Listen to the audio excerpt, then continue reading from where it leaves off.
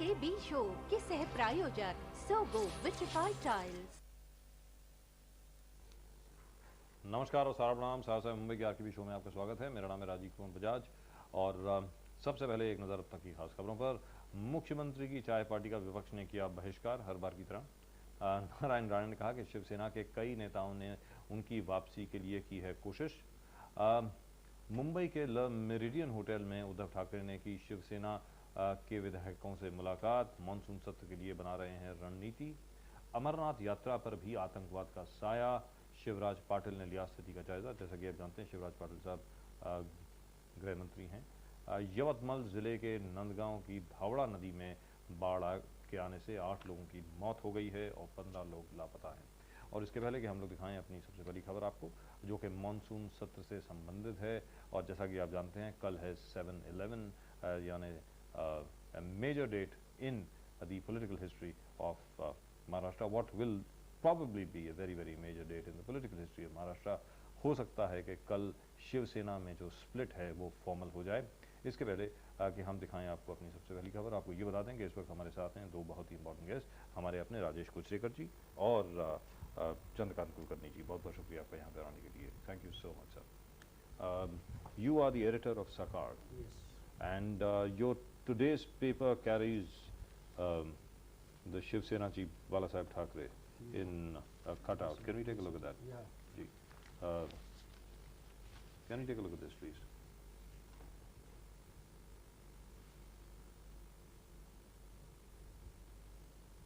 So this is the result of a survey, is that right? Yes. और सर्वे ने क्या कहा है साहब बताएं? सर्वे ने एक तो मतलब सर्वे की जो बात थी उसमें एक बात अहम थी ऐसी कि हमने ये सर्वे क्यों किया, कि एक अखबार ये सर्वे क्यों करा रहा है, क्योंकि अखबार का काम तो है कि अपना जो मत है, अपनी जो आलोचना है वो सब लिखना या जो भी है वो जनता के सामने लाना। तो ये सर्वे हमने इसलिए किया कि हमें लगता है कि एक कॉज है कि जवाबदेही जो है जी, किसी भी अखबार का जो काम है कि जनता के प्रति जवाबदेही है। तो हमने सोचा कि शिवसेना के अंतर्गत अंदरूनी जो भी चल रहा है उससे मराठी आदमी बहुत डिस्टर्ब है, वो परेशान है, चिंतित है। तो उसके मन में क्या है इसके बारे में, उसे क्या लग रहा है, वो क्या चाहता है। और सर्वे के क्या नतीजा है सर्वे का एक जो स्पष्ट नतीजा है वो मैं बताना चाहूँगा कि आमतौर पे 70% लोग जिनका हमने सर्वे किया वो 70% लोग चाहते हैं कि शिवसेना जो है वो एक स्ट्रॉन्ग पार्टी के रूप में रहनी चाहिए।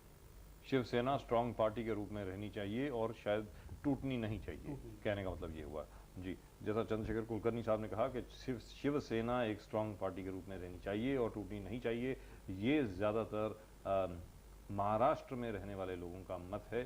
जहाँ तक हम लोगों की जानकारी है यही तकरीबन ओपिनियन हम लोगों को भी मिल रहा है गांव खेड़े से, तकरीबन हर जगह से महाराष्ट्र के। और हम देखते हैं ये खबर और उसके बाद हम बातचीत करेंगे कि किस तरीके से ये घटनाक्रम हुआ और आज की तारीख में ऐसी क्या बात है कि नारायण राणे साहब, उद्धव ठाकरे जी और बाला साहब ठाकरे इकट्ठे बैठ करके अपने पूरे जितने भी मतभेद हैं उनको ख़त्म करके वापस एक बार फिर एकत्रित होकर शिवसेना को वैसे नहीं चला सकते हैं। उसके बारे में हम बात करेंगे, लेकिन ये खबर देखने के बाद कि कल से शुरू होने वाले विधानसभा मानसून सत्र के मद्देनजर मुख्यमंत्री विलासराव देशमुख ने दिए चाय पार्टी का विरोधी पार्टियों ने बहिष्कार किया है। जनता से किए गए वादों से आघाड़ी सरकार मुकर गई है, जिसके चलते वे सरकार से नाखुश हैं। ये आरोप लगाते हुए विपक्ष ने बहिष्कार का ऐलान पहले से ही कर दिया गया था। जैसा कि आप जानते हैं अब एक पारंपरिक तौर पर ज़्यादातर कोई भी सेशन के पहले जब भी चाय पार्टी का ऐलान होता है, जब भी चाय पार्टी देने की बात आती है, तब हमेशा से ही विपक्ष उसका बहिष्कार करता आ रहा है। तो हो सकता है कि शायद इस बहिष्कार का अब कोई खास अर्थ ही ना रहा हो। फिलहाल देखते हैं ये रिपोर्ट और उसके बाद हम अपनी बातचीत जारी रखेंगे चंद्रशेखर कुलकर्णी और राजेश कुचरेकर के साथ। महाराष्ट्र विधानमंडल के मॉनसून सत्र की पूर्व संध्या पर आघाड़ी सरकार द्वारा दिए गए चाय पार्टी के न्योते को बहिष्कार करने की परंपरा इस बार भी कायम रही। लोगों से किए हुए वादे निभाने में सरकार अक्षम रही है। जनता को दिग्भ्रमित करने वाली सरकार को कटघरे में खड़ा करने की तैयारी विपक्ष ने दिखाई है। राज्य के जो मूलभूत विषय है, पीने की पानी की समस्या है, क्या कपास उत्पादक किसानों के जो पैसे देने का कबूल किया गया था पिछले अधिवेशन में वो दिए नहीं है, उसके खिलाफ आम कोकण में जो आम उत्पादक है उनके लिए जो घोषणा हुई थी वो उसमें जो किसानों का विश्वासघात किया गया है और सूखे के इसमें भी आश्वासन देने के बाद जो मदद सरकार ने नहीं की है, ये विषय हम अधिवेशन में लगाएंगे, लोड शेडिंग का मुद्दा लगाएंगे और ये सब बातों को लेकर हम सरकार से संघर्ष करेंगे। ये सरकार ने जो आश्वासन दिए थे वो कौन से भी आश्वासन की अमलबजानी नहीं हुई। महाराष्ट्र में अभी जो किसान दुष्काल में आया है, दुष्काल पड़ा है, तो उसमें उसके ऊपर किसान के बारे में कोई भी शासन ने उसको मदद दी नहीं। सोमवार से शुरू होने वाले मानसून सत्र में कई मुद्दों पर पक्ष विपक्ष में बहस हो रही है, जिसमें डांस बार पाबंदी, झोपड़ावासी पुनर्वसन जैसे मुद्दे खास है। शिवसेना से निकाले गए नारायण राणे के खिलाफ अब शिवसेना भाजपा के विधायक क्या रुख अपनाते हैं, ये देखना दिलचस्प होगा। Sahara news bureau report. Right, and we still have Mr. Chandrasekhar Kulkarni and of course our own Rajesh Kulkarni right over here with us. Rajesh ji, आपने इस पूरे घटनाक्रम पर रिपोर्ट किया है, आप हर जगह पर गए हैं, तकरीबन हर एक से आपने बात की है। आज की तारीख में इस वक्त राणे साहब के सामने क्या ऑप्शंस हैं? क्या ये हो सकता है आगे चल के कि राणे साहब और बाला साहेब ठाकरे इकट्ठे बैठ करके अपने जितने भी मतभेद हैं उनको ख़त्म कर दें और राणे साहब की वापसी हो शिवसेना में? क्या ये संभव है इस वक्त या नहीं? नहीं, देखिए राजीव जी, इसमें दो बात है। अभी भी गाड़ी में जब मैं आ रहा था तब एक काउंसिलर का फ़ोन आया, उसने कहा कि यार ये कब तक चलेगा और ये हम तो इससे बहुत टेंशन में आए हैं कि एक तरफ जाओ तो राणे, दूसरे तरफ जाओ तो उद्धव। लेकिन बात यह है कि अब राणे की तरफ से कोई भी रास्ता नहीं बचा है वापिस आने का या कुछ समझौता करने का। जहाँ तक उद्धव जी का सवाल है तो उन्होंने भी ये तय कर दिया है कि अभी उनके लिए नारायण राणे चैप्टर क्लोज हो गया है, क्योंकि इस पूरे सब्जेक्ट पर अगर आप देखें तो जिन्होंने उद्धव जी को कुछ सलाह मशवरा जिनके साथ उनका हुआ है, तो उन लोगों ने तो उनको यहाँ इस मुकाम तक लाकर खड़ा कर दिया है कि नहीं, अभी नारायण राणे के बारे में किसी भी तरह सोचना नहीं है। और जहाँ तक राणे का सवाल है तो अभी तो राणे ने जंग छेड़ा है, और एक बार राणे इज़ द मराठा वो लोग हैं जो एक बार जंग छेड़ने के बाद किसी भी परिणाम की फिक्र नहीं करते हैं, और उसी मतलब अपने स्वभाव के अनुसार राणे ने किया है। लेकिन अब जैसे कि आपने कहा कि 9/11 अभी 7/11 7/11, that's the most important date. Right, Chandrasekhar Kulkarni, what do you think is going to happen tomorrow? Because up till now, from the information that we have got, और अभी तक जो भी विश्लेषण हम लोगों ने किया है उसके मुताबिक सबसे बड़ी भूमिका यहाँ पर स्पीकर की रहेगी कल, because he still remains officially the leader of the opposition. Leader of the opposition अभी तक नारायण राणे साहब हैं जब तक के कल उनको बदला नहीं जाता। इसमें सबसे बड़ी बात जो है कि आपने जैसा कहा कि अहम भूमिका जो है स्पीकर की है, और देश के कई विधानसभाओं में आजकल कई सालों के अगर आप इतिहास देखेंगे, हिस्ट्री देखेंगे, तो स्पीकर की जो भूमिका है वो पार्टी के ऊपर उठकर नहीं आती है। 25 बरस से तो ऐसा ही हो रहा है, तो 1980 से लेके अभी तक ऐसा ही हो रहा है। जो स्पीकर से अपेक्षाएं रखते हैं लोग कि स्पीकर ने निष्पक्ष होना चाहिए, तो ऐसा होता है। ऐसी बहुत कम घटनाएं आपको देखने मिलेंगी। कहने का मतलब ये हुआ कि अभी जो विप अपॉइंट करी है नारायण राणे साहब ने, निमन साहब को उन्होंने विप अपॉइंट किया है, दूसरी तरफ से रामदास कदम जी हैं। Clearly the only option available for Narayan Rane साहब इज कि कल शायद उनके पास 5 हों, 10 हों, 15 हों, जितने भी लोग उनके साथ आते हैं, हो सकता है 2 या 3 ही आए, कोई बड़ी बात नहीं है, या हो सकता है 25 भी आ जाएं, जैसा कि वो कह रहे हैं कि 26 लोग मेरे साथ हैं। याद रहे कि जब उन्होंने हम लोगों से बातचीत की थी तब उन्होंने कहा था कि 10 लोग तो उनके साथ हैं पब्लिकली, और 26 और लोगों ने उनको फ़ोन किया है ये कहने के लिए कि उनका समर्थन उनको प्राप्त है। उनके अलावा जितने भी लोग उनके पास आते हैं, उनके अलावा वो बाकी सबको पार्टी से एक्सपेल कर सकते हैं और अपना ग्रुप बना करके ये कह सकते हैं कि यही शिवसेना है और बाकी एक्सपेल्ड लोग हैं, and that group can then join any other party. सही बात है। अगर आप देखेंगे कि कांग्रेस जब टूटी थी 69 में, तो इसी तरह की घटनाक्रम आप देखेंगे, तो इसमें कोई बड़ी बात नहीं है या कोई नई चीज नहीं है। विद ओनली वन डिफरेंस, सिर्फ एक डिफरेंस है कि उस वक्त एंटी डिफेक्शन लॉ नहीं था और इस वक्त है। बस वो एक बदलाव जो है वो छोड़ के। लेकिन लोकतंत्र की बात अगर हम करते हैं तो लोकतंत्र में आप कोई भी नियम देखेंगे, संकेत देखेंगे, उसमें सबसे बड़ी अहम बात जो है वो संख्या की बात होती है, नंबर्स। तो नंबर गेम जिसके पास होगा वही मतलब उसी को मानना पड़ेगा। Now let's take a look at what Mr. Narayan Rane said to us yesterday. Narayan Rane साहब ने जो हम लोगों से कल बातचीत की, let's take a look at that and let's analyze it a little bit. इस वक्त हमारे साथ हैं राजेश कुलशेखर जी और चंद्रशेखर कुलकर्णी जी। चंद्रशेखर कुलकर्णी जी संपादक हैं सकाल न्यूज़पेपर के, और राजेश कुलशेखर जी स्पेशल कॉरेस्पॉन्डेंट हैं सहारा समय के। और इनके साथ हम बातचीत करेंगे कि वास्तविकता में नारायण राणे साहब असल में क्या कह रहे हैं, ऊपर से जो कुछ भी कह रहे हैं लेकिन असल में वो क्या कह रहे हैं। Let's take a look at a bit of the interview and then we'll talk some more about what is mister Narayan Rane actually saying. Let's take a look. और इस वक्त हम लोग यहाँ पर हैं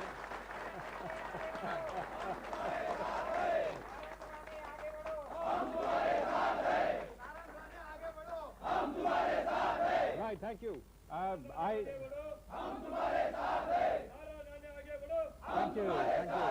thank you. I don't think I needed to tell you who we are with, यानी मुझे आपको ये बताने की आवश्यकता नहीं पड़ेगी हम किसके साथ हैं। हम इस वक्त हैं नारायण राणे जी के पास।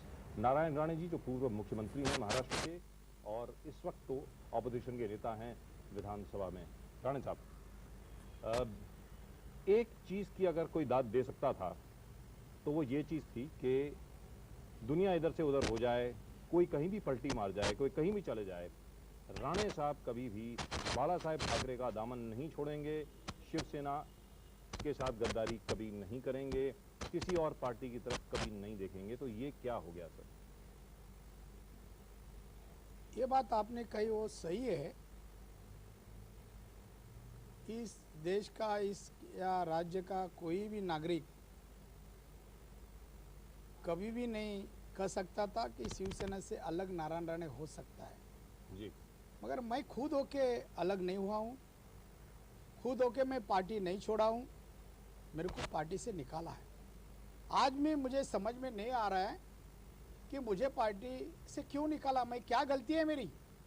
मैं 39 साल जिस निष्ठा से, प्रामाणिक रूप से, त्यागी भावना से मैं शिवसेना में जुड़ा हुआ था, एक भी गलती 39 साल में किया नहीं। मैं शिवसैनिक, कॉरपोरेटर, बीएसटी चेयरमैन, आमदार, मंत्री, मुख्यमंत्री, विपक्ष नेता, इतने मुझे पद मिले, वो भी मैं मानता हूँ बड़े साहब की वजह से है। जी। मगर ये हर पद को न्याय देने का काम और पद के माध्यम से आम जनता की सेवा और विकास करने का काम मैंने किया है। उसमें पार्टी का नाम बढ़ाया मैंने। पार्टी पूरे महाराष्ट्र में जो फैली है उसका एक कारण हम भी हो सकता है। तो ऐसे काम करने वाले एक शिवसैनिक, एक नेता, इनको बिना मतलब, बिना रीजन क्यों निकाला गया? हम छोड़ा नहीं। मुझे नेता के मीटिंग में बुलाया गया नहीं। नेता की मीटिंग शुरू थी, मैं पूछा मेरे पीएस से कि आपने को आमंत्रित किया गया है? वो बोला नहीं। जब मुझे आमंत्रित नहीं किया गया और नेताजी की बैठक हो रही है तो मुझे लगा फिर नेता रहने का क्या मतलब है, तो मैं इस्तीफा दे दिया। यही मेरी गलती मानकर बिना किसी कार्याध्यक्ष महोदय, उद्धव जी ठाकरे या साहब किसी ने मेरे को पूछा नहीं वह इस्तीफा क्यों दिए और दूसरा दिन मेरे को पार्टी से निकाला। राणे साहब, ज्यादातर यही होता है।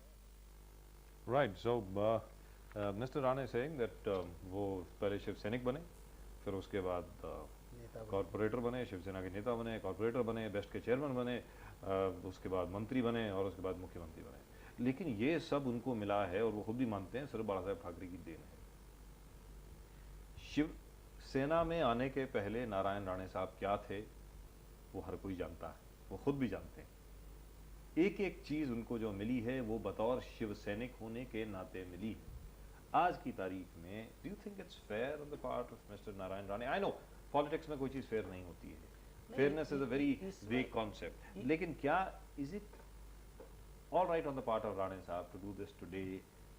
आज की तारीख में राणे साहब जो कर रहे हैं क्या वो सही है? मैं ये जानना चाहता हूँ। इसमें इस चीज़ को, सवाल को देखते समय हमें दो बातें ध्यान में रखनी चाहिए जी। एक तो नेशनल पार्टी जो होती है उसमें जब ऐसा कोई रिबेल होता है तो उसकी तरफ देखने का हमारा अंदाज, और जो एक प्रदेश में सीमित पार्टी होती है उसकी तरफ देखने का हमारा जो अंदाज है वो अलग होना चाहिए। और दूसरी बात इसमें एक ऐसी है कि इन्होंने जो विषय छेड़ा है, जो मुद्दा निकाला है, वो स्वाभिमान की बात निकाली है। अगर स्वाभिमान की बात है और स्वाभिमान की बात को हम कभी मान ले सकते हैं, कभी डाइजेस्ट कर सकते हैं, तो सत्ता में होते समय अगर स्वाभिमान की बात को छेड़ के कोई पार्टी को छोड़ता है तो वो चीज़ हजम होने में आसान है। सत्ता में ना रहते हुए जब सत्ता चली गई, सत्ता चली जाने के बाद प्रोविंशियल पार्टीज में जो भी चीजें चलती है, आप तेलुगु देशम देखिए, डीएमके देखिए, कोई भी एक प्रदेश में सीमित पक्ष जो है उनके जो अंदरूनी झगड़े होते हैं जो भी है वो सब उभर के आते हैं जब सत्ता दूसरी चली चीज जाती है, है। सामने जो राणे साहब कह रहे हैं ये बिल्कुल सही बात है। राजेश जी मैं चाहूंगा आप भी इस पर रिएक्ट करें कि राणे साहब इस वक्त जो बात कर रहे हैं वो ये बात कर रहे हैं कि उद्धव जी ठाकरे की वजह से वो छोड़ रहे हैं, और क्योंकि बाला साहब ठाकरे को पुत्र मोह इतना हो गया है कि वो बाकी सब चीज को नजरअंदाज कर रहे हैं। ना पॉइंट इज दिस, पार्टी जो है वो उद्धव ठाकरे साहब चला रहे हैं। सही बात है। पिछले 6 बरस से नारायण राणे साहब विपक्ष के नेता हैं, अभी तक हैं, कल तक भी रहेंगे। मतलब कल शाम को क्या होने वाला है ये मालूम नहीं है, लेकिन कल तक जरूर रहेंगे। तो 6 बरस तक उनको चेंज नहीं किया गया, 6 बरस उनके साथ इंटरफेरेंस नहीं की गई। हाउस के अंदर वो जो कुछ भी कहें, जिस मर्जी तरीके से अपनी रणनीति बनाएं, और वो कैसी रणनीति थी उसके ऊपर मैं चाहूंगा कि आप भी रिएक्ट करें कि क्या शिवसेना की बतौर एज एन ऑपोजिशन पार्टी क्या भूमिका रही, अच्छी रही, बुरी रही, वो उसके बारे में जरूर बात करना बड़ा अनिवार्य हो जाता है इस वक्त। तो is it all right on the part of mister Rane to make such an allegation today? That's what I would like to ask you. नहीं देखिए, ये टुडे जो होता है ना वो कभी ना कभी आता है, और जिस दिन आएगा उस दिन हम ये बात कर सकते हैं कि आज ये बात कहनी उचित है या नहीं है। लेकिन एक बात देखनी पड़ेगी कि जो शिवसेना से उन्हें मिला, आज के तारीख में भी वो बाला साहब ठाकरे के ऊपर कोई एलिगेशन लगाने तो तैयार नहीं है। इसमें दो चीज़ें हैं, एक तो बाला साहब ठाकरे के ऊपर वो जिस दिन एलिगेशन लगाएंगे उस दिन उनको शिवसेना के अंदर जो भी सहानुभूति है, जो भी एक सॉफ्ट कॉर्नर है, वो सब चला जाएगा। तो उसमें एक स्वार्थ भी है, और वो जानते हैं कि मतलब आज उद्धव ठाकरे के खिलाफ एलिगेशन वो कर सकते हैं और करने के बावजूद घूम सकते हैं। लेकिन अगर वही चीज़ वो बाला साहब ठाकरे के बारे में करेंगे तो उनके सामने जो मुश्किलें आएंगी तो वो दिक्कत आने और वाली बाला है। साहब ठाकरे के खिलाफ अगर वो एलिगेशन करते हैं तो जितने उनके खुद के सपोर्टर्स हैं सिंधुदुर्ग से और बाकी अलग इलाके से, कोंकण के जो हैं, आधे से ज्यादा वो वैसे ही कट जाएंगे। राजू जी। नहीं देखिए राजू जी, इसमें दो बातें हैं। आज नारायण राणे चले गए या जो भी कुछ है बात हम समझ सकते हैं, लेकिन राणे साहब ने ये कहा कि मैं आज भी बाला साहब ठाकरे का शिवसैनिक हूँ और शिवसैनिकों के प्रति उनका प्यार है। जाते जाते उन्होंने शिवसैनिकों का ही नुकसान किया है, ऐसा मैं मानता हूँ।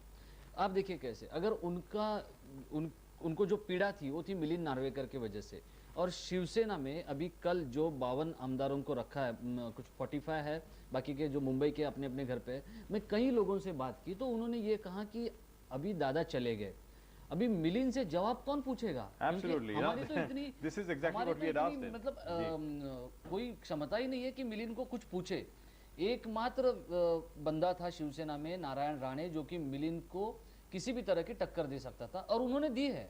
जब दिवाली के समय कुछ बातें ऐसी अप्रिय घटना हुई थी तब उन्होंने उनको जवाब पूछा है कि तू कौन है मला विचारणारा। तो आज शिवसेना के पास ऐसा कोई भी शख्स नहीं बचा कि जो मिलिंद के साथ Right, now we're getting a lot of people writing into us from all over the state, and in case you need to make your comments, अगर आप अपने कुछ comment करना चाहते हैं, विचार करना चाहते हैं, subject of discussion of course is what is happening in the Shiv Sena में इस वक्त क्या हो रहा है उसके बारे में हम लोग डिस्कशन कर रहे हैं। हमारे साथ इस वक्त हैं चंद्रशेखर कुलकर्णी जी, सकाल के संपादक, और राजेश कोचरेकर, हमारे स्पेशल कॉरेस्पॉन्डेंट यानी सारा समय के।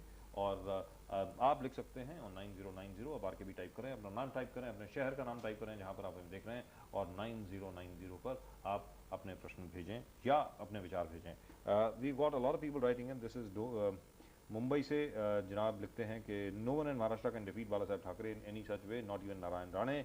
पूनम लिखती हैं मुंबई से ही कि looking at Goa and Jharkhand what took place over there, the speaker will definitely go with Narayan Rane.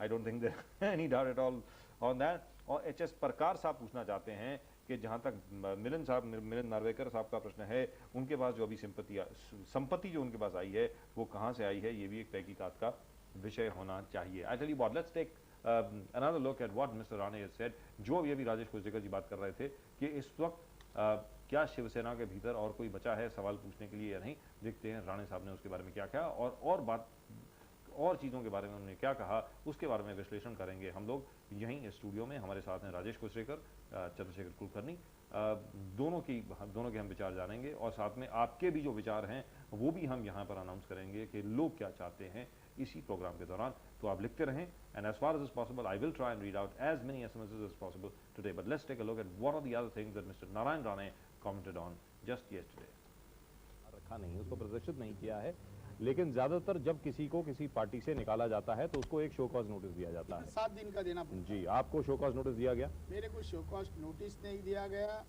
इसने पूछा नहीं, फोन नहीं, बुलाकर बात नहीं, कुछ भी नहीं, खाली निकालने का उनको प्लान हुआ था कि विदाउट वजह आज न कल नारायण राणे को निकालना है। लेकिन राणे साहब, मुझे इतना मालूम है और मैं अपनी व्यक्तिगत जानकारी से ये बता रहा हूं और अपने दर्शकों की जानकारी के लिए बता दूं कि यदि एक शख्स को बाला साहेब ठाकरे ट्रस्ट करते थे, उस पर विश्वास रखते थे, नारायण, जब भी उनको कोई भी मुश्किल काम कराना होता था, कोई भी ऐसा काम होता था जो किसी और के बस की बात नहीं है, तो नारायण को बुलाओ। हमेशा नारायण राणे ने वही किया है जो बाला साहेब ठाकरे ने चाहा है। उन्होंने जो कहा है उसको अमल में लाने आप सबसे पहले नेता रहे हैं।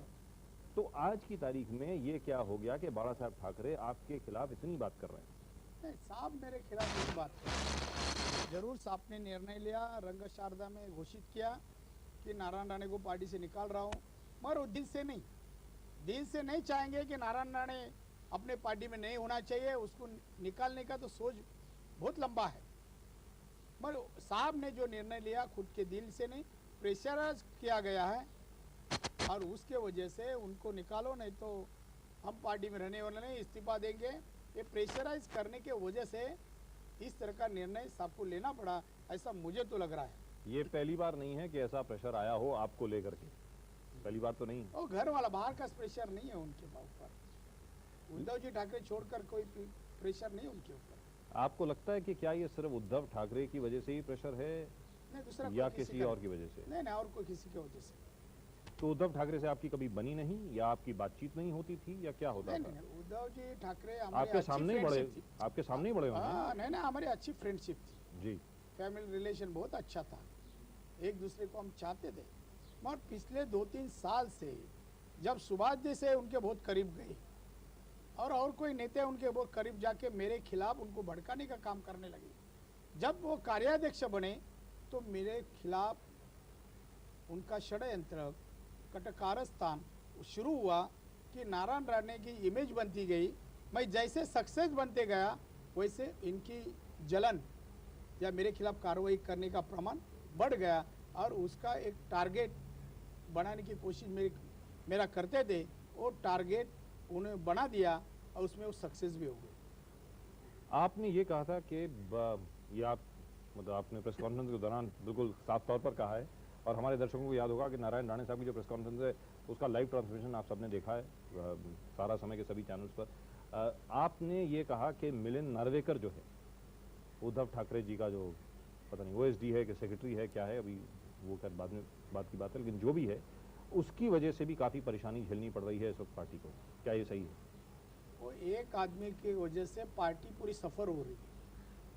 पार्टी में सांसद, विधायक, जो भी कार्यकर्ता प्रमुख है या नगर सेवक है, सबको उसकी वजह से तकलीफ है। तकलीफ ही नहीं, आज पार्टी बहुत सारे जिलों में पार्टी का काम बंद हुआ है। आज आम हमारे लोक प्रतिनिधि का विश्वास पार्टी की ओर से उड़ा है। आज विधायक उद्धव जी को नहीं मिल सकते, सांसद नहीं मिल सकते हैं और जब भी कोई पोस्ट तैयार होती है तो बिना पैसे से मिलती नहीं है। प्रामाणिक और निष्ठा से काम करने वाले कार्यकर्ता को आज शिवसेना में उसका काम और कार्य देके पोस्ट नहीं मिलती है तो उसका अर्थ कारण हो जाता है। पैसा देके ही पोस्ट मिलती है।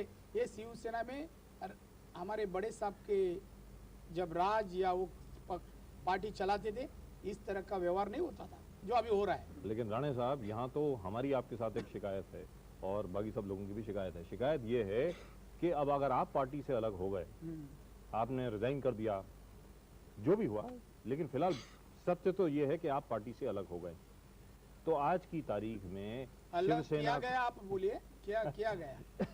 शिवसेना में अब जैसे मिलिंद नार्वेकर हैं या बाकी ऐसे सब लोग हैं, उनके खिलाफ आवाज उठाने वाला कोई रहा नहीं पार्टी में? नहीं, वो किसने आवाज उठाया तो बाहर, ये पार्टी का सुलूक है। कोई भी गलत काम चलता है उसके खिलाफ आवाज उठाया तो पार्टी के बाहर। आज निष्ठावान और राणे साहब ये कहते हुए कि जब राज ठाकरे और बाला साहब खुद चलाया करते थे पार्टी, तो पार्टी बहुत अच्छे तरीके से चलती थी। साथ में उन्होंने ये भी कहा कि सुभाष देसाई जो हैं वो उन्होंने काफ़ी इन्फ्लुएंस किया है उद्धव ठाकरे को इनके खिलाफ। चंद्रशेखर जी, नहीं, इसमें एक चीज़ ध्यान में रखनी चाहिए कि दो बातें अभी जो नारायण राणे के जो बयान हमने देखे या सुने, जी उसमें दो चीज़ें उभर के आई है प्रोमिनेंटली। एक जो है मिलिंद नार्वेकर और दूसरा जो नाम उन्होंने लिया है सुभाष देसाई। जी मिलिंद नार्वेकर के बारे में मैं एक बात पे मतलब एक बात गौर से कहना चाहता हूँ कि सबने देखना चाहिए कि अगर एक कोई पीए करके है, कोई सेक्रेटरी है, पर्सनल सेक्रेटरी है, आपने जो अच्छा एक वर्ड निकाला, कोई ओएसडी वहाँ पे जो इस इंटरव्यू में आया, ऑफिसर ऑन स्पेशल ड्यूटी, जो भी है, कोई आदमी इस भूमिका में पार्टी के सभी नेताओं से बड़ा हो सकता है क्या? इतना शक्तिशाली अगर कोई पीए है तो उसी को विपक्ष का नेता बनाना चाहिए कि जो विपक्ष के नेता को हरा सकता है। बाकी सब नेता उससे पराभूत मानसिकता में जाते हैं। कोई किसी को लगता है कि इसके खिलाफ हम बोल नहीं सकते। अगर इतना कोई शक्तिशाली है तो वो शिवसेना के स्ट्रॉन्ग पॉइंट मतलब मुझे लगता है कि किसी के ऊपर ब्लेम इट ऑन जो बात होती है कि किसी के ऊपर समवन कि किसी के ऊपर तो थोपना है, तो मुझे नहीं लगता कि बाला साहब के होते हुए नारायण राणे जैसे शक्तिशाली नेता को उनसे संपर्क करने में कोई तकलीफ होती होगी। तो ये तो बड़ी मतलब मुश्किल बात लगती है। और दूसरी बात ऐसी है कि कोई और नेता ने ये बात नहीं कही है। ये सुभाष देसाई के बारे में जो बात आई है ये कहाँ से आई है और सुभाष देसाई को क्यों टारगेट किया जा रहा है राणे साहब द्वारा? नहीं, सुभाष देसाई का एक जो प्लस पॉइंट है कि उनका पेपर वर्क, शिवसेना में कोई पेपर वर्क नहीं करना चाहता है। शिवसेना में लोग सिर्फ प्रैक्टिकल करना चाहते हैं।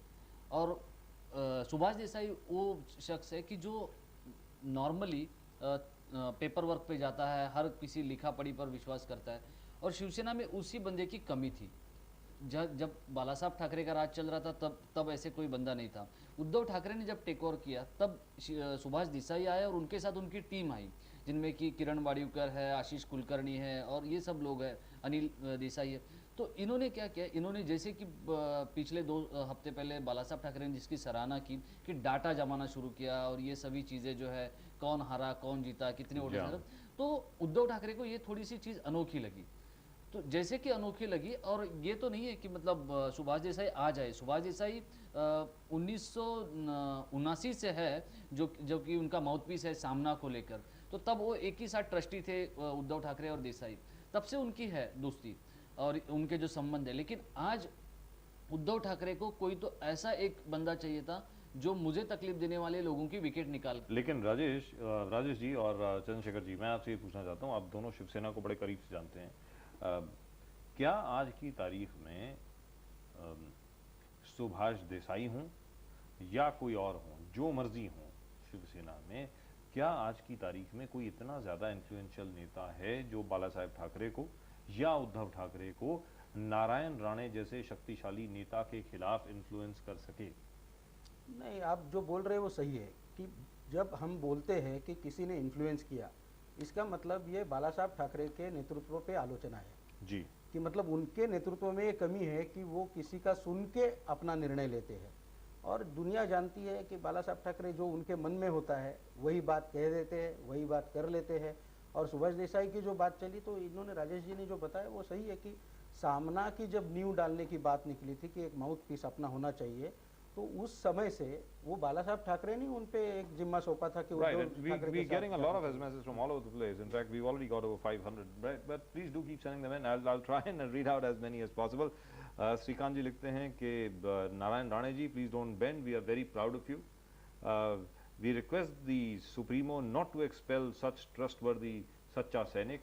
ऐसे सैनिकों को होना सेना में बहुत ज़रूरी है।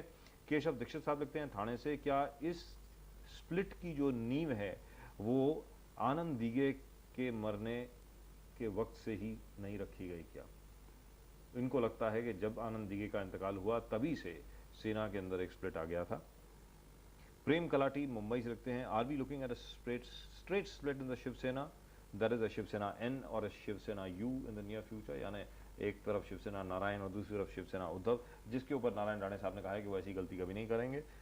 ऋषि राजाध्यक्ष मुंबई से लिखते हैं, now will the truth about the attack on north Indians come out now that many people have left the Sena, including Ganesh Naik, including Sanjay Nirupam, including Narayan Rane, Chhagan Bhujbal तो बहुत पहले, अभी अभी जो नॉर्थ इंडियंस के ऊपर जो attack हुआ उसके बारे में, और जेबी तिवारी साहब अंधेरी से लिख रहे हैं कि Narayan Rane is a great fighter and he is a real Shiv Sainik, Bala Sahab Thackeray ने बहुत बड़ी गलती करी है उनको निकाल करके। और राजेश जी लिखते हैं मुंबई से, हम पैनल से ये जानना चाहते हैं कि जहाँ तक उद्धव ठाकरे जी का प्रश्न है, क्या वो केपेबल हैं पार्टी को अच्छा नेतृत्व देने के लिए। और वेदांग साहब लिखते हैं कि अब क्या राज ठाकरे को प्रमोट किया जाएगा पार्टी में या नहीं किया जाएगा। Right gentleman, so a lot of questions have come in, perhaps we should take the question about Uddhav Thackeray's leadership. अभी देखिए, जो बात हमने पहले शुरू में की थी कि सकाल ने मैट्रिक कंसल्टेंसी करके एक प्रोफेशनल एजेंसी है जो 20 साल से सर्वे का काम कर रही है जी, तो उनके ज़रिए हमने ये सर्वे किया कि जो निष्पक्ष होना चाहिए, कि उसमें कोई मतलब हिंटेड टॉन्टेड जो भी है ऐसा कुछ नहीं होना चाहिए, जो हम चाहते हैं उसको हम उसको रूप दे रहे हैं, ऐसी कोई बात नहीं। in spite of the fact that Sakal is said to be very close to Sharad Pawar ji. नहीं, 20 साल से जी। मतलब पवार फैमिली के पास तो सकाल 20 जी। साल से, and our image is and credibility that is non conformist liberal, so that is not the question regarding. और इसमें आप देखेंगे कोई भी अखबार आप गए हफ्ते का निकाल के देखेंगे तो उसमें राष्ट्रवादी को कुछ फायदा हो या राष्ट्रवादी के लिए कुछ करना है, और एक बात ऐसी फिर आपको नहीं है याद इसमें। दिलाते हैं कि सकाल के editor, that was slightly uncalled for from my side, I am just kidding, but the fact remains कि सकाल ने ही लिखा है कि महाराष्ट्र की जनता ये चाहती है कि शिवसेना एक बहुत स्ट्रांग ताकतवर पार्टी बन के बनी नहीं तो रहे। मैं बात कर रहा जी। था कि वो जो सर्वे हुआ, वो सर्वे में ये भी बात पूछी गई कि शिवसेना का नेतृत्व किसके हाथ में होना चाहिए, वो बागडोर किसने संभालनी चाहिए। तो उसमें जो सर्वे में मिला है तो आप देखेंगे कि एक निष्कर्ष उसका ऐसा है कि राज जो है वो आम लोगों में ज़्यादा लोकप्रिय है, जी। उसकी जो पॉपुलैरिटी है वो स्लाइटली ज़्यादा है, स्लाइटली मतलब 7-8% से उसकी ज़्यादा है। लेकिन जहाँ तक शिवसेना की अंदरूनी बात है तो नेक टू नेक है, दोनों के जो चाहने वाले हैं वो इक्वल है। तो आज के तारीख में यहाँ पे हमने जो सर्वे किया इसमें ये जो है कि राज और इसकी जो पॉपुलैरिटी का और किसके हाथ बागडोर होनी चाहिए शिवसेना की, तो उसमें नेक टू नेक की बात चली है शिवसेना के अंदर भी। और देखिए ऐसा है कि सत्ता में तो और एक इसके पहले नेता तो एक चंद्रशेखर ही जी, को होना है। मुझे आपको इंटरप्ट करना पड़ेगा। हम आपको ये बता दें कि बाला साहब ठाकरे खुद इस वक्त ल मेरिडियन होटल पहुंच गए हैं। ही हिमसेल्फ इज रीच्ड ल मेरिडियन होटल, और इस वक्त हमारे संवाददाता मुबारक शेख वहीं पर हैं। मुबारक जी, क्या आप मेरी आवाज़ सुन सकते हैं? जी सर। जी, मुबारक शेख साहब बताएं, बाला साहब ठाकरे स्वयं पहुंचे हैं ल मेरिडियन होटल में शिवसेना विधायकों से बात करने के लिए। जी सर, ऐसा है कि पता है कि जो सहार का जो ली मेरिडियन होटल है यहाँ जी। पे शिवसेना के लगभग 52 विधायक यहाँ पे ठहरे हुए हैं, और बाला साहब ठाकरे अभी अभी कुछ ही समय पहले यहाँ पर उनको संबोधित करने के लिए यहाँ पे आए हुए हैं। अंदर ली मेरिडियन होटल में 52 विधायकों के साथ में जी। मुंबई के शिवसेना के जितने भी बड़े बड़े पदाधिकारी है जी। सभी को इस मीटिंग में बुलाया गया है, और जी। स्वयं बाला साहब ठाकरे और बाला साहब ठाकरे खुद आए हैं वहां पर। Very clearly the situation is somewhat serious, यानी स्थिति जो है जरा गंभीर, इसीलिए बाला साहब ठाकरे वहां पे जरूर आए होंगे, वरना ये प्लान्ड नहीं था, ये योजनात्मक तरीके से कोई कार्यक्रम नहीं था कि बाला साहब ठाकरे खुद वहां पर जाएंगे। पहले प्लान सिर्फ यही थी कि सिर्फ उद्धव ठाकरे वहां पर जाएंगे और बाला साहब ठाकरे वहां पर नहीं जाएंगे। कि बाला साहब ठाकरे वहां पर गए हैं, क्लियरली कुछ हुआ है जिसकी वजह से बाला साहब को खुद को जाना पड़ रहा है वहां पे। मुबारक शेख साहब, आप वहीं रहें, हम आपके पास आएंगे दोबारा एक बार फिर। Right gentleman, what do you think could have happened? Could it be the fact that, सुनने में ये आया है कि 4 से 4,500 लोग सिंधु दुर्ग से इस वक्त मुंबई आ गए हैं नारायण राणे के सपोर्ट में। क्या ये वजह है कि बाला साहब ठाकरे को खुद को जाना पड़ा है इस वक्त मेरिडियन? नहीं, ये वजह नहीं है। अभी मुंबई में इस वक्त जो बाला नंदगांवकर है, सदा सरवणकर और दगड़ू सकपाल है, इनको पार्टी से कल मैं निकाल, मतलब पार्टी से, मतलब जो भी उनकी विधायक पद जो है उससे दरख्वास्त करूंगा और उनको निकाल दूंगा। ऐसे नारायण राणे ने जैसे कहा, तो मुंबई में 3-4 जगह पे बहुत बड़ा धरना हुआ है। अब परेल नाका जो भारत माता थिएटर है, वहाँ करीब दगड़ू सकपाल के समर्थन में 2-2.5 हज़ार लोग आए हैं। मुंबई में अभी शिवसेना का माहौल काफ़ी गर्मा गया है, किसी को ये पता नहीं कि कौन रहेगा और कौन जाएगा। और ऐसे स्थिति में खुद साहब को उतरना पड़ा है, ये बात साफ है। क्योंकि सुबह भी जब आपकी बात हुई उद्धव ठाकरे जी से, तो उन्होंने ये कहा कि मैं 7 बजे ली मेरिडियन में जा रहा हूँ। आज जब साहब गए, इसका मतलब ये है कि सिचुएशन शिवसेना के हाथ से थोड़ी बाहर निकलती नजर आ रही है। या तो ये हो सकता है, और otherwise the Sena is just taking preventive measures, कि सिर्फ प्रिवेंटिव मेजर्स लेने की ये एक और कड़ी है। उस कड़ी में एक और शायद a small step in the entire series which is going on at the moment, क्योंकि नारायण राणे एक मास्टर स्ट्रैटेजिस्ट हैं। नारायण राणे को आप लाइटली नहीं ले सकते, गंभीरता से ही लेना पड़ेगा। अभी तक उन्होंने काफ़ी बाला साहब ठाकरे की खुद की कई योजनाओं को अमल किया है, इम्प्लीमेंट किया है बहुत अच्छे तरीके से। तो I don't think the Sena is taking any chances, they are not panicking, but I don't think they are taking any chances, right. Time for us to take a break, time for us to take a small break. When we come back, we'll take a look at what Uddhav Thackeray had to say about Narayan Rane's expulsion. Narayan Rane की expulsion के ऊपर उद्धव ठाकरे जी ने क्या कहा राजेश कोचरेकर जी को, वो हम देखेंगे ब्रेक के बाद। और ब्रेक के बाद हम अपनी बातचीत जारी रखेंगे इस पूरी की पूरी प्रक्रिया के ऊपर, और जिस तरीके से ये नाटकीय घटनाक्रम हुआ है, इसको हम आपको दिखाना चाहेंगे that where did it start from and how it will end tomorrow. We'll just speculate on that, but that will be after the break, so don't go away. We'll be right back in just 2 minutes.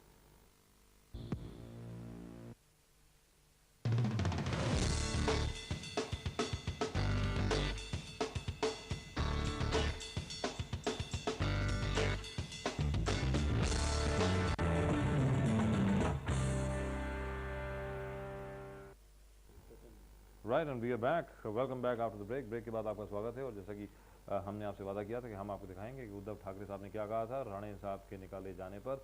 उस दिन उद्धव ठाकरे जी ने सिर्फ बात की हमारे राजेश कोचरेकर जी से। Let's take a look at what Uddhav Thackeray had to say on the day that Narayan Rane was expelled. Let's take a look. क्या आप समझते हैं कि शिवसेना को 15 साल 16 साल के बाद फिर एक बार झटका लगा है कि किसी एक नेता ने अपने कड़े तेवर दिखाए? आप किस तरह से इस बात को लेते हैं? पहली बात तो मैं स्पष्ट करना चाहूँगा, ना तो शिवसेना में सन्नाटा है, ना तो शिवसेना को कोई झटका मिला है। पिछले कुछ दिनों से ये बात चल रही थी। ऐसे झटके बार बार शिवसेना ने लिए हैं, क्या शिवसेना आज भी उतनी काबिल है कि इन सब झटकों से उभर कर फिर एक बार आसमान की ओर छलांग लगा? भाई उठने का तो सवाल ही नहीं, क्योंकि मैं मानता हूँ शिवसेना बैठी नहीं है अभी तक, और शिव सैनिक उनके रगों में आज भी जोश है, और मुझे नहीं लगता कि ये झटका कुछ लगा है। उद्धव ठाकरे साहब कहते हुए मुझे नहीं लगता कि ये कोई झटका लगा है। लिहाजा उद्धव ठाकरे साहब का यही रवैया रहा है शुरू से। जब से नारायण राणे साहब का ये क्राइसिस शुरू हुआ है, तभी से वो यही की चीज़ कह रहे हैं कि राणे साहब के जाने से हाँ दुख ज़रूर है उनको, लेकिन शिवसेना ज्यों की त्यों है वैसी की वैसी रहेगी और ताकतवर होकर के आगे उभरेगी। एक बार फिर आपको याद दिला दें, अभी जो खबर आई है उसके मुताबिक बाला साहब ठाकरे खुद पहुंचे हैं लव मेरिडियन होटल में शिवसेना के विधायकों को एड्रेस करने के लिए, उनसे बातचीत करने के लिए। राजेश जी और चंद्रशेखर साहब, जो बात अभी तक हो रही थी कि राणे साहब का अगर हम कार्यकाल देखें, जिस तरीके से कार्यकाल as leader of the opposition अगर हम लोग देखें, are you satisfied with the way he has conducted the affairs of the Shiv Sena on the floor of the house? क्योंकि जिस तरीके से पावर के लिए कोई प्लानिंग नहीं की गई कांग्रेस एनसीपी सरकार द्वारा, जिस तरीके से सूखा पड़ा महाराष्ट्र में, जिस तरीके से कॉटन प्राइसेस को लेकर के, फार्मर्स को लेकर के सुसाइड जितनी हुई, बीटी कॉटन की जो प्रोक्योरमेंट प्राइस थी उसके ऊपर बार बार इस सरकार ने अपने वादे तोड़े हैं। जहाँ तक कि सड़कों का प्रश्न है, फ्लाईओवर्स का प्रश्न है, एक प्रोजेक्ट का प्रश्न है, हर जगह पर इस सरकार ने सिर्फ फेलियर देखा है या कुछ किया ही नहीं है। क्या आप समझते हैं बतौर नेता विपक्ष के रूप में नारायण राणे ने अच्छी भूमिका निभाई शिवसेना के लिए? इसके दो अंग मैं मानता हूँ। एक तो आपने जो बात बताई कि फ्लोर पे उनका जो परफॉर्मेंस है उसकी जो चिकित्सा करनी चाहिए, उसका जो मूल्यमापन करना चाहिए, उसकी एक बात है। और दूसरी बात जो है कि एग्रेशन कि किस ढंग से वो है, तो फ्लोर में मतलब विधानसभा में या विधिमंडल में और बाहर, ऐसी दो तरह की भूमिका विपक्ष नेता को निभानी पड़ती है। तो बाहर के बारे में मैं बोलूँगा कि हाँ, एक हद तक वो बहुत एग्रेसिव रहे, जैसा शिवसेना चाहती थी उस ढंग से एक शिवसैनिक के नाते वो ठीक ढंग से एग्रेसिव रहे। लेकिन फ्लोर की बात अगर आप कहेंगे तो अभी जो अपना प्रोग्राम चालू होते हुए जो बात निकली, चाय पान पे जो बहिष्कार की बात हुई, आजकल आप देखेंगे तो फ्लोर पे काम क्या चलता है। तो फ्लोर का परफॉर्मेंस आप अगर देखने जाएंगे तो फ्लोर पे सीरियस बिजनेस चलता है क्या, इस बात पे हम आके अटकते हैं। और फ्लोर पे देखेंगे आप तो बहिष्कार होता है, वहाँ पे नारेबाजी होती है, जो भी है, और वॉकआउट हो जाता है। लेकिन एक चीज़ को लेके उसको लॉजिकल एंड तक ले जाने वाली जो बात है, जो विपक्ष के नेता से अपेक्षा रखते हैं जनता, वो तो बात नहीं हो पाई है। यहाँ क्योंकि पर आप मैं जो आपसे एक और failure प्रश्न बता रहे पूछता हैं। हूँ, यहाँ पर मैं आपसे एक और प्रश्न पूछता हूँ। कांग्रेस एनसीपी की सरकार आई 1999 में, 1999 में। 1999 से लेकर के अभी तक इन्हीं की सरकार चल रही है, 6 बरस हो गए हैं, और इन 6 बरसों के लिए बाला साहेब ठाकरे ने अपने नेता विपक्ष को चेंज नहीं किया, बदला नहीं। नारायण राणे साहब विपक्ष के नेता थे उस वक्त और नेता रहे हैं। इन 6 बरसों में एक बार भी, मुझे याद नहीं है, पावर के ऊपर कई बार डिस्कशन हुआ है, एक बार भी राणे साहब ने या किसी और ने, और यहाँ पे मैं नितिन गडकरी जी को भी और गोपीनाथ मुंडे जी को भी दोषी मानता हूँ, एक बार भी किसी ने ये नहीं कहा कि महाराष्ट्र को इतनी ज़्यादा और पावर जनरेशन कैपेसिटी चाहिए होगी 4 साल के बाद, अगर आप लोग ऐसा नहीं करेंगे तो there will be a major crisis in the state of Maharashtra. Power के लिए प्लानिंग बिल्कुल करी ही नहीं गई, उसके ऊपर एक भी प्रश्न नहीं उठाया गया कि आप लोग क्या कर रहे हैं, नए पावर प्लांट्स कहां से ला रहे हैं, किस तरीके से आप लोग करेंगे। Why is it that nothing of that sort was done? इसमें जो है कि नेता के पास जो एक विजन होनी चाहिए। आप देखेंगे कि पावर की बात हम जब करते हैं तो आज हमें जो बोलते हैं ना, एक कहावत है, तहान लगले और वीर खंडे, प्यास लगी और कुआं खोदना चालू किया तो पानी नहीं मिलने वाला। तो इसकी नींव जो है 4 बरस पहले तुम्हें अगर प्लानिंग करनी होगी इसके लिए, पावर के लिए, पावर अगर चाहिए तो पावर का एक अंदाज़ा होना चाहिए कि स्टेट को पावर कितनी चाहिए। हमारा पूरी जो राजनीति है महाराष्ट्र की, वो अभी तक एनरॉन के इर्द गिर्द घूम रही है, उससे हम बाहर नहीं निकले। तो महाराष्ट्र के लिए पावर का क्राइसिस होने वाला है, ये कुकड़े कमेटी ने पहले बताया हुआ है। जो रिपोर्ट जो है वो सभी विपक्ष के नेता, सभी विधायक, सभी के पास है, लेकिन इसको किसी ने गंभीरता से नहीं लिया। और इसका एकमात्र कारण मैं देखता हूँ कि जो विजन होनी चाहिए पॉलिटिकल, कि महाराष्ट्र कहाँ रहेगा 10 साल बाद। आज जो राष्ट्रपति हमारे कहते हैं कि 2020 की बात चलती है, तो 2020 में महाराष्ट्र कहाँ होगा, इसके बारे में कहीं बहस होती है Right, क्या? and one of the major reasons for the fact that industry has actually left Maharashtra, industry has fled from Maharashtra, is also because there is no power. They just don't have an uninterrupted supply of quality power, which is one of the reasons why industry is not staying over here and new industry is not coming. So, even as an opposition leader, Mr. Rane's record, would you say has been very good? No way. Because if you take the pan Maharashtra scenario, जी, और महाराष्ट्र की vision की बात जब आती है जी, तो उसमें आप नहीं उनको मतलब नेता नहीं कह सकते आप। और हमारा जो सर्वे है उसमें भी एक बात उभर के आई है कि नारायण राणे को जो दुख है कि एक कड़वा शिवसैनिक, एक कट्टर शिवसैनिक, उसको दुख पहुंचा, उसका स्वाभिमान को ठेस पहुंची, इसके बारे में लोगों के मन में एक सिंपथी है, लेकिन उनको महाराष्ट्र का नेता मानने को लोग तैयार नहीं है। खाली 16% लोग उनको एक महाराष्ट्र के नेता के रूप में स्वीकार कर रहे हैं। तो इससे भी एक बात जाहिर होती है, मेरा खुद का ओपिनियन नहीं है, लोग क्या देखते हैं उनकी तरफ नेता के रूप में, और उनको बड़ा गुस्सा आता है जब कोई उनको कहता है कि आप कोकण के लीडर हो, तो वो बोलते हैं मैं महाराष्ट्र का मुख्यमंत्री रह चुका हूँ जी, लेकिन वो ये नहीं बताते कि वो कितने कार्यकाल महाराष्ट्र के मुख्यमंत्री थे। जी, 8 महीने और 10 दिन, जी, 8 महीने 10 दिन के लिए वो महाराष्ट्र के मुख्यमंत्री थे। और साथ में मैं एक और चीज़ यहाँ पे बताना चाहूँगा, जहाँ तक उद्धव ठाकरे जी का प्रश्न है, एक इंप्रेशन गया है ना, I don't hold a brief for Uddhav Thackeray, let's be very clear on that, and I personally feel that as far as this crisis is concerned, it could have easily been avoided अगर उद्धव ठाकरे जी करेज के साथ, बहादुरी के साथ act करते और नारायण राणे जी को confidence में लेकर के अपने साथ बिठाते और कहते कि नारायण आप ऐसा नहीं करेंगे, मैं आपके साथ हूँ, आप मेरे साथ बैठिए। अगर वो ऐसा करते तो शायद ये नहीं होता, ये मैं मांग करके चलता हूँ। लेकिन फिर भी अगर उद्धव ठाकरे जी का कार्यकाल देखें एज वर्किंग प्रेसिडेंट, कौन सी ऐसी जगह है महाराष्ट्र की जहाँ पर वो नहीं गए, जहाँ पर उन्होंने एजिटेशन लीड नहीं करी है, भले वो वाटर क्राइसिस हो, फैमिन का क्राइसिस हो, फार्मर सुसाइड की बात हो, कृष्णा खोरे जो कंप्लीट नहीं हुआ उसकी बात हो, या innumerable things. I have seen that man has actually gone over there, he has stood there amongst the farmers, amongst the villagers, and he's actually led agitations. मैंने कभी नारायण राणे जी को उनके साथ नहीं देखा है, लोगों के साथ चलते हुए या नारे लगाते हुए या कड़ी धूप के अंदर एजिटेशन लीड करते हुए। राजेश कुचेकर। नहीं, देखिए ये बिल्कुल सही बात आपने कही कि उद्धव ठाकरे को जहाँ ठेस पहुंची है वो वही जगह है कि वो आम लोगों में नहीं गए। उन्होंने देखिए जब शिवसेना की स्थापना हुई 1966 में और उसके बाद उनको पावर मिली 1995 में, मतलब करीब 30 साल उन्होंने स्ट्रगल किया बाला साहब ठाकरे ने कई जगह पर कई लोगों के साथ। उद्धव ठाकरे ने वो नहीं किया। उद्धव ठाकरे को जो भी कुछ मिला वो सब कुछ रेडीमेड मिला है। और उसके बाद जो लोग उनके साथ Yeah, आए, but that उन should not लोगों be held against him. Let's be very clear. Let's be very, very clear over that. It is not Uddhav Thackeray's fault that he is Bala Saheb Thackeray's son. हाँ, नहीं वो ये तो बात है, लेकिन नहीं बिल्कुल In a सही है।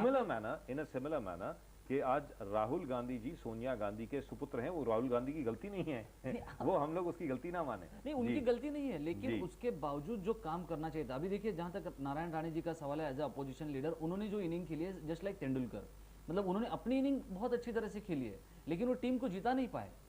अगर वो 5 साल अपोजिशन लीडर थे, जहां तक कांग्रेस आघाड़ी, कांग्रेस और इंडी का जो जहां तक गठबंधन का सरकार था, सबसे वर्स्ट पार्ट था उस सरकार का। कई जगह पर मौका आया था, लेकिन उससे सत्ता में तब्दीली करने में अपोजिशन जो थी वो नाकामयाब रही। That's the whole point. Now at the moment when I asked him this question, when I asked Rane साहब this question कि 2004 के चुनाव के लिए आप किसको जिम्मेदार मानेंगे, तो उन्होंने कहा उद्धव ठाकरे को मानेंगे, जबकि लीडर ऑफ द ऑपोजिशन तो वो थे। नहीं, तो आप देखेंगे अभी ये जो झगड़ा चल रहा है, इसमें जो काउंटर आर्गुमेंट चल रही है, उसमें एक आर्गुमेंट ऐसा भी है ना, जो शिवसेना का एक पॉपुलर आर्गुमेंट है और आज का नहीं है। शिवसेना जब से बनी है वहाँ से है कि वो क्या कहते हैं, हमारे सबसे बड़ी ताकत जो है वो केडर है, शिवसैनिक जो है वो सबसे बड़ा है। तो अब मैंने जब उद्धव ठाकरे का इंटरव्यू लिया था सकाल के लिए, तभी भी उन्होंने यही बात कही थी कि जब हमें सत्ता मिली 95 में, तो किसके बल पे मिली, किसके बलबूते पे मिली, तो शिवसैनिक के बलबूते पे मिली। और हम लोग नेता लोगों के बलबूते पे 99 में इलेक्शन लड़े, तो क्या हो गया, करेक्ट, सत्ता नहीं मिली। तो जो कलेक्टिव फेल्योर, कलेक्टिव रिस्पांसिबिलिटी जो है वो माननी चाहिए। This is one thing that must be brought out, क्योंकि राणे साहब ने ये कहा कि उद्धव ठाकरे जी ने जी ठीक है टिकट के बंटवारे में वगैरह वगैरह वगैरह हस्तक्षेप किया, लेकिन वो तो अब हुआ ना। 1999 में तो उद्धव ठाकरे जी का हस्तक्षेप नहीं था, तब शिवसेना राणे साहब के नेतृत्व में चुनाव लड़ी थी और हारी थी। सत्ता इन्होंने खोई है राणे साहब के नेतृत्व में। Let's be very clear on that there can be no doubt. So both sides are at fault. नहीं, अगर सत्ता आती थी तो हम लोग यही बोलते थे कि राणे साहब ने सत्ता खींच कर लाई, क्योंकि अपोजिशन लीडर रहे, एग्रेसिव रहे। जो चीज भुजबल की निकलने के बाद एक अकेला बंदा झगड़ता रहा पूरी व्यवस्था के साथ और सभी लोगों के साथ, राणे साहब ने भी कुछ हद तक वो किया, लेकिन उसे मतलब जिसे हम कामयाबी में तब्दीली करना है वो उनको मतलब। But let's take a look at what Mr. Rane had to say about the Tea Party. Let's take a look at that, and then we'll talk a little bit more. Let's take a look at what Mr. Rane had to say about the boycott of the Tea Party. कि Tea Party का जिस तरीके से बहिष्कार हुआ आज, उसके बारे में राणे साहब का क्या कहना है, उसके बारे में हम बातचीत उसके बारे में वो हम देखेंगे, और उसके बाद अपनी बातचीत जारी रखेंगे चंद्रशेखर कुलकर्णी और राजेश कोचरेकर के साथ।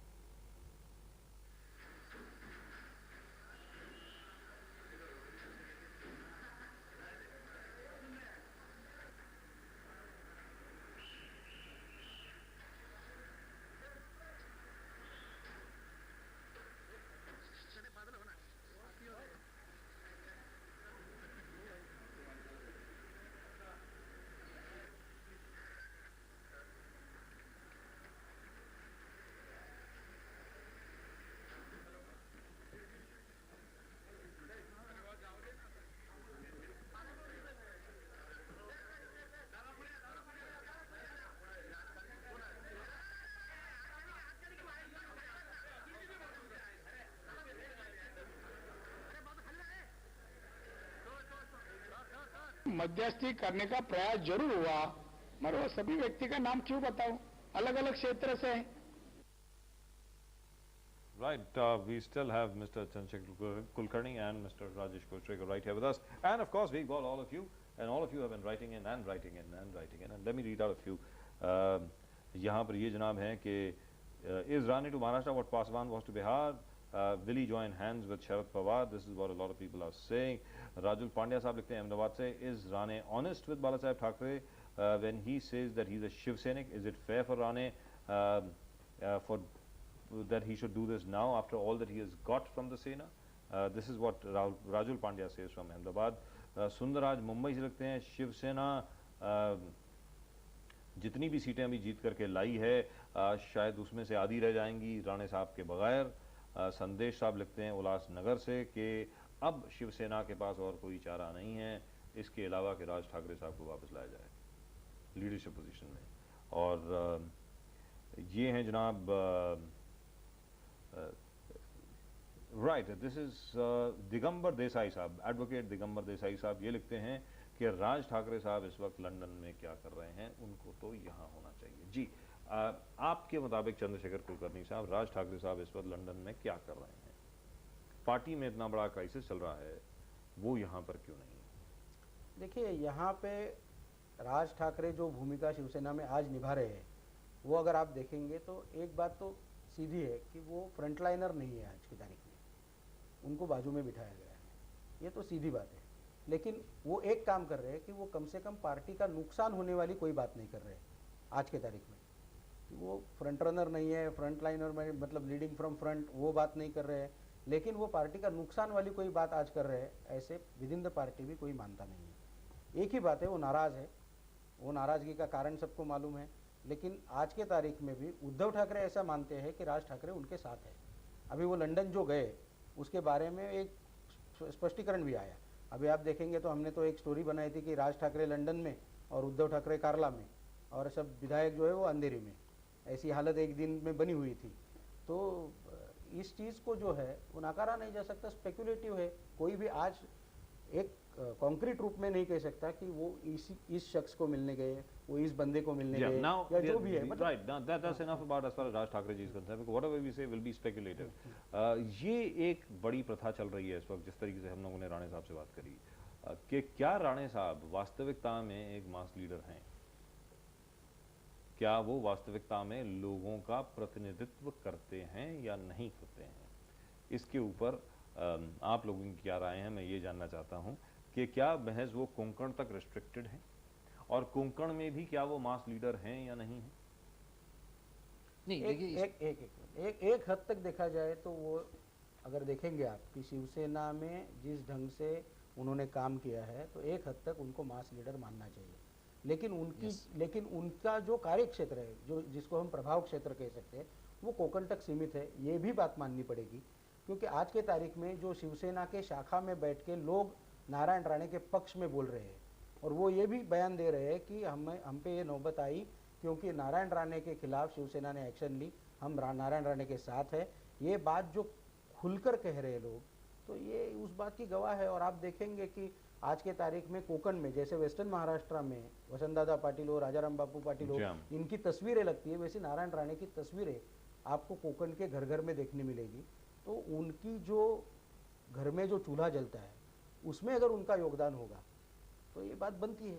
और इसलिए, लेकिन ये बात तो स्पष्ट है कि पूरे महाराष्ट्र का अगर हम विचार करेंगे तो उनके पास जो विजन है, वो सब देखते हुए, उसमें जो कमियां है वो सब ध्यान में रखते हुए, in my own personal opinion, और ये मेरी व्यक्तिगत राय है, मेरा व्यक्तिगत विचार है कि नारायण राणे साहब बतौर मुख्यमंत्री के रूप में was possibly one of the best chief ministers we ever had.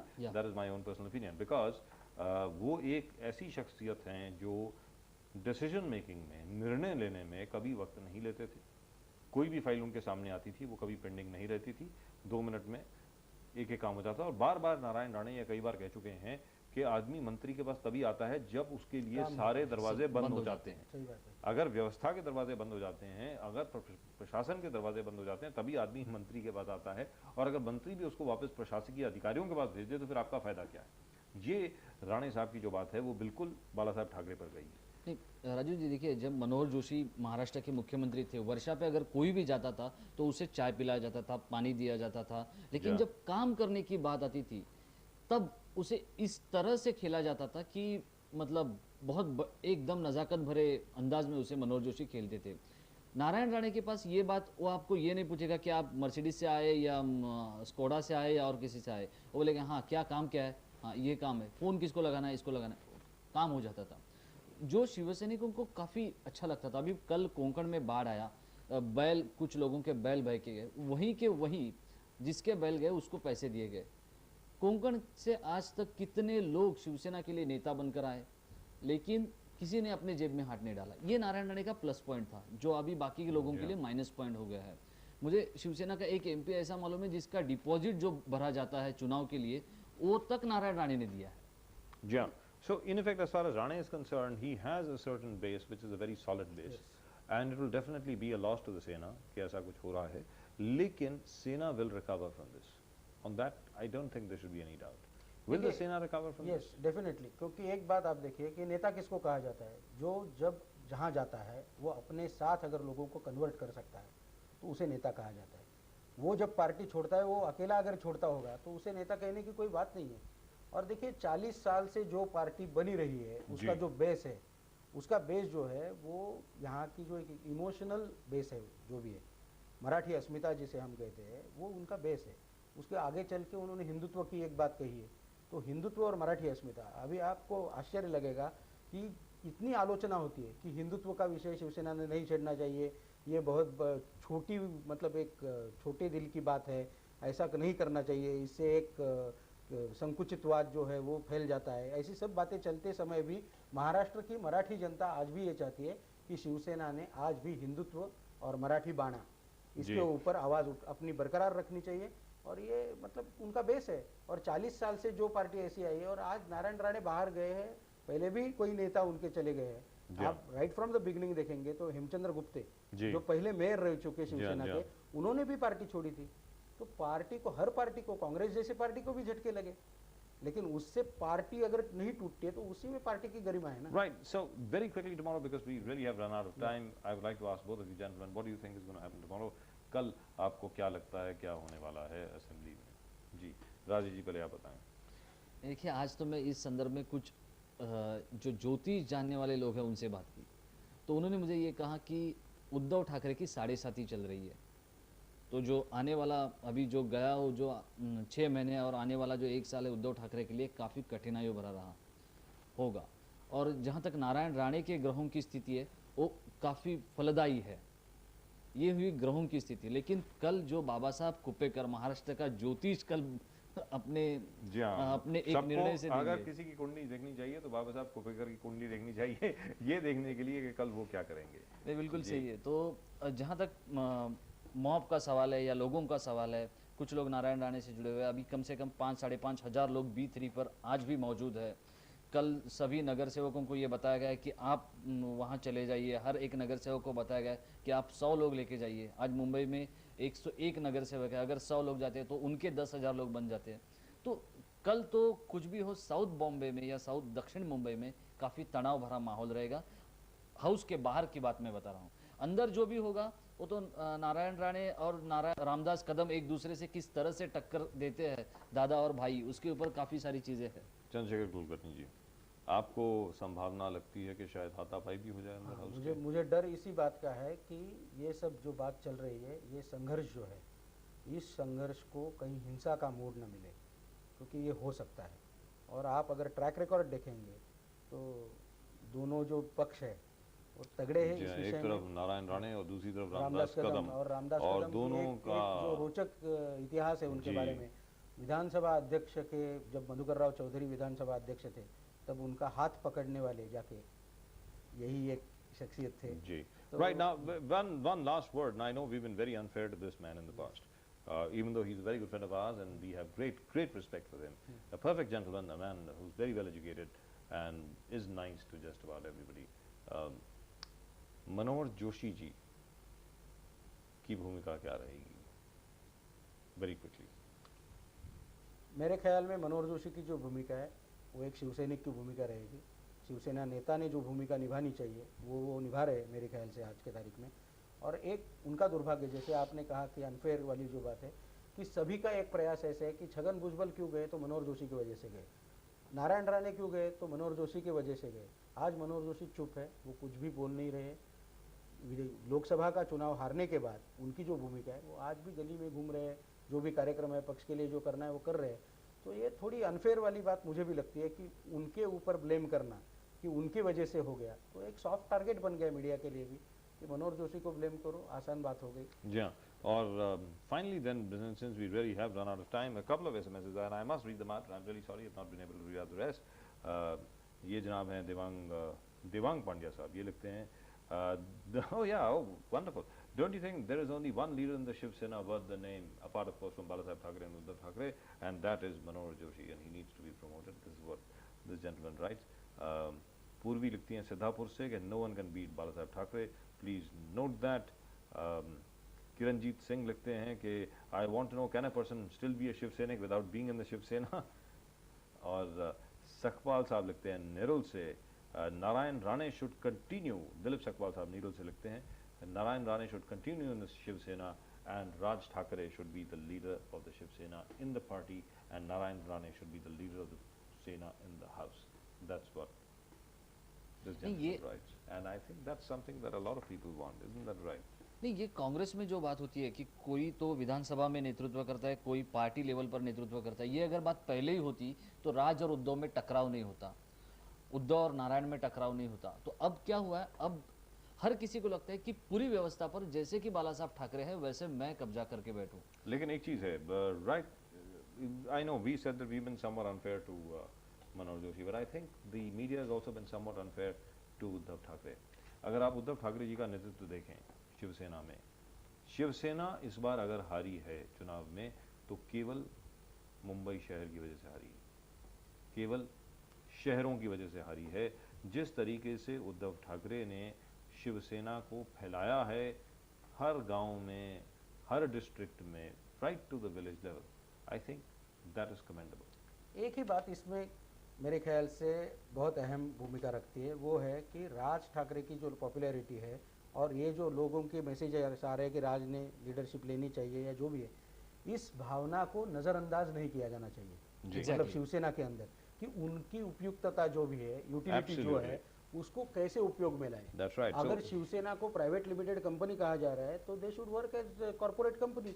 So 2 vice president होते हैं, 2 वाइस प्रेसिडेंट बना दीजिए। जी बिल्कुल, जैसा चंद्रशेखर कुलकर्णी साहब ने कहा कि इस वक्त एक बहुत बड़ा एसेट शिवसेना के पास है राज ठाकरे के रूप में, और उद्धव ठाकरे जी को अगर वो बहुत बड़े नेता बनना चाहते हैं और अपना नेतृत्व रिकग्नाइज कराना चाहते हैं हर एक से, तो उनको राज ठाकरे को भी यूटिलाइज करना पड़ेगा बहुत अच्छे तरीके से। Right gentleman, thank you very much for giving us your opinion. बहुत बहुत शुक्रिया आपका चंद्रशेखर कुलकर्णी जी। और राजेश जी, आप तो कल असेंबली में भी रहेंगे हमें ये बताने के लिए कि वहाँ पर क्या हो रहा है। हम कोशिश करेंगे आपको समय समय पर जानकारी देने के लिए कि as to what exactly is happening with regard to 7/11. Yeah, this is there was 9/11 in 2001 in New York, and there's going to be 7/11 in Mumbai tomorrow as far as the Shiv Sena is concerned. और अभी तो यही लगता है कि शायद दोनों पक्ष सफल हो जाएं, नारायण राणे साहब सफल हो जाएं अपनी रणनीति में कि वो बगैर ज़्यादा नुकसान के किसी भी पार्टी में चले जाएं, हो सकता है एनसीपी में चले जाएं। और जहां तक शिवसेना का प्रश्न है, मुमकिन यही लग रहा है कि शिवसेना अपने ज़्यादा से ज़्यादा मेंबर बचा करके अपना वर्चस्व संभाल के रखेगी कल।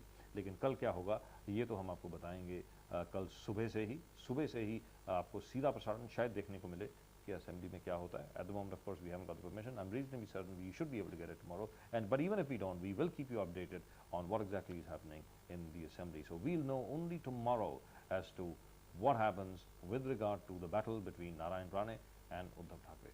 लेकिन फिलहाल लेते हैं आपसे विदा, लेकिन विदा लेने के पहले एक नज़र अब तक की खास खबरों पर। मुख्यमंत्री की चाय पार्टी का विपक्ष ने किया बहिष्कार। राणे ने कहा शिवसेना के कई नेताओं ने उनकी वापसी के लिए कोशिश की है। मुंबई के ल मेरिडियन होटल में उद्धव ठाकरे और बाला साहेब ठाकरे ने विधायकों से मुलाकात की है। इस वक्त बाला साहेब ठाकरे ल मेरिडियन होटल में हैं। अमरनाथ यात्रा पर भी आतंकवाद का साया। शिवराज पाटिल गृह मंत्री जो हैं हिंदुस्तान के, उन्होंने लिया स्थिति का जायजा। और यावतमल जिले के नंदगांव के धावड़ा नदी में बाढ़ आ गई है। 8 लोगों की मरने की खबर है और 15 लोग लापता हैं इस वक्त तक। और फिलहाल आर के विषयों में सिर्फ इतना ही, लेकिन आप कहीं जाइएगा नहीं, आप देखते रहिए सारा समय मुंबई। ताज़ा तरीन खबरों के लिए हम आपको मिलेंगे कल यहीं पर। तब तक के लिए नमस्कार और सारा प्रणाम।